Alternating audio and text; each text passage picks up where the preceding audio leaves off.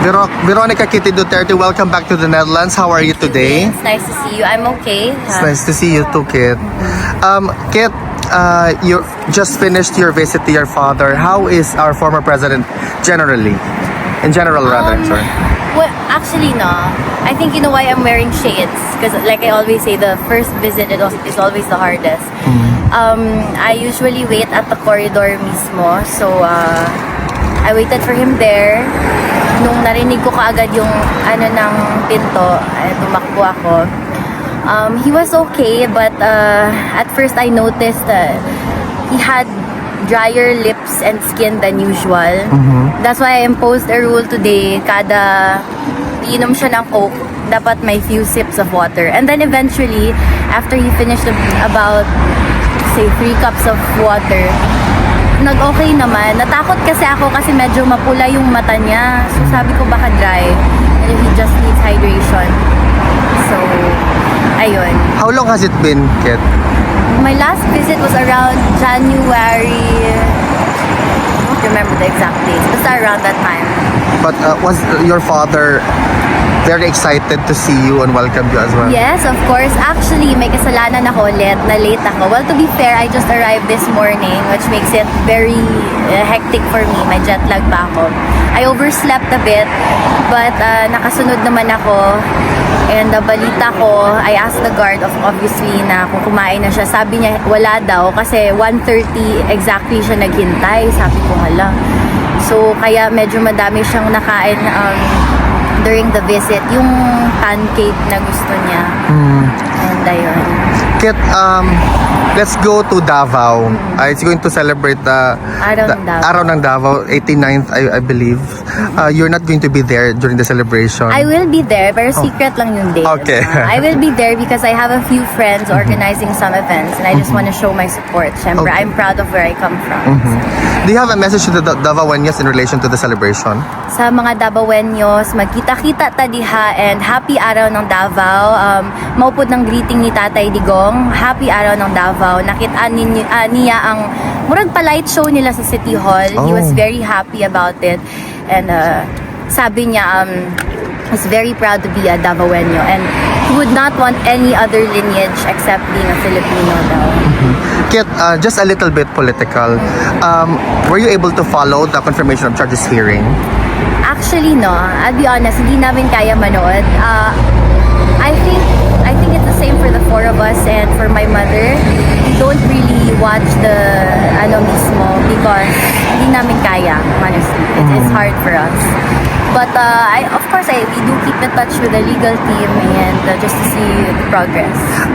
With respect to the waiver, Kit, signed by your father for not attending the hearing, sinabi niya doon na kaninyo ako magpabiling sulugoon.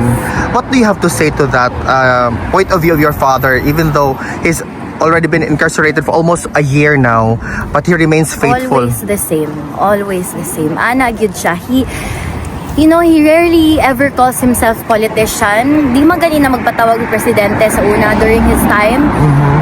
Ang favorite niya na ginatawag sa iya is mayor yun. So, he's the same. Always the same. He calls himself public servant instead of politician or whatever he is. No problem. Kit, just to conclude this interview, just a quick interview, do you have a message to those individuals who still continue attacking your family up until now? May it be through different means or platform? I do not because first of all, I don't give attention, time, and effort to the ones who aren't worth it. I've always been like this ever since I grew up in the public eye. I've been exposed ever since, even as a teenager, if you notice. I only speak up when it comes to defending my mother, my father, my family. But at this point, it's there. VP Sara just announced that she's running for president this 2028. And in fact, ayun, napag-usapan namin ni PRRD. May sinabi siya, sabi niya, although he is beaming with pride hearing that, he also feels for her talaga. Because he said na parang no amount of adulation and honor could ever compensate for the misery and agony daw of being president. Sabi niya, look at me now. Sabi niya, ito yung trono ko, like pertaining to the chair beside him na yung ano. But just a quick follow-up on that. What's your reaction to your sister, Vice President Sara Duterte, when she announced to run for presidency? All of us are very proud. We talked about that. But also, there's this fear inkling for her, of course. She has children who are bata pa. And, that makes all of us a target. But, alam namin kaya niya. Siya pa ba? Diba? Alam niyo yung ugali ni VP Sara. Mas matapang pa yan sa tatay namin. Tsaka, fighter talaga. Our papa raised us to be that way, all of us. Any message to the Filipino people who still, up until now, we're almost reaching 1 year, message to them with respect to their unwavering love and support to your father? So, para sa tanan, no, to every Filipino, maraming salamat sa inyo.